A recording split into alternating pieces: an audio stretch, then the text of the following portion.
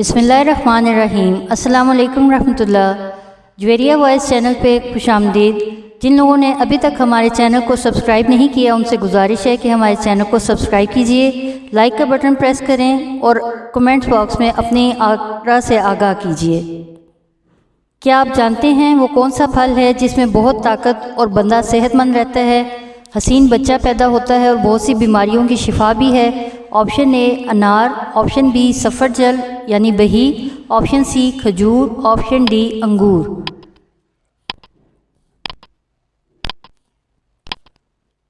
इसका दुरुस्त जवाब ऑप्शन बी सफरजल यानी बही। इसकी तफसील आपको बताते हैं। नबी अकरम सल्लल्लाहु अलैहि वसल्लम ने फरमाया, अपनी हामला औरतों को सफरजल खिलाया करो क्योंकि ये दिल की बीमारियों को ठीक करता है और लड़के को हसीन बनाता है। नबी अकरम सल्लल्लाहु अलैहि वसल्लम ने फरमाया, सफरजल खाओ क्योंकि ये दिल के दौरे को ठीक करके सीने से बोझ उतार देता है, ये दिल को ताकत देता है, सांस को खुशबूदार बनाता है।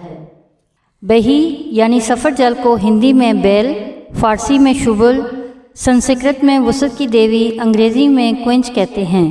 ये एक सेब की शक्ल का फल है जो जंगलों में खुदरो भी है और काश्त भी किया जाता है।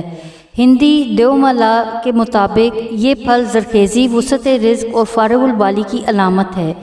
इसे भगवान सोकापर तो करार देकर हिंदू इसकी पूजा करते हैं। मंदिरों में पूजा के दौरान इसकी मौजूदगी बाइसे बरकत ख्याल की जाती है। अहदीस की रोशनी में हज़रत तलहा रज़ी अल्लाह ताला अन्हु बिन उबैदुल्लाह रवायत फरमाते हैं कि नबी अकरम सल्लल्लाहु अलैहि वसल्लम की खिदमत में हाजिर हुआ तो वो उस वक्त अपने सहाबा की मजलिस में थे।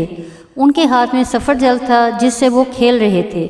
जब मैं बैठ गया तो उन्होंने इसे मेरी तरफ करके कहा, ए अबा ज़र, ये दिल को ताकत देता है, सांस को खुशबूदार बनाता है और सीना से बोझ को उतार देता है। हज़रत जाबिर बिन अब्दुल्लाह रज़ी अल्लाह ताला अन्हु से रवायत है कि नबी अकरम सल्लल्लाहु अलैहि वसल्लम ने फरमाया, सफरजल खाओ क्योंकि ये दिल के दौरे को ठीक करके सीना से बोझ उतार देता है। सफरजल खाने से दिल पर से बोझ उतर जाता है।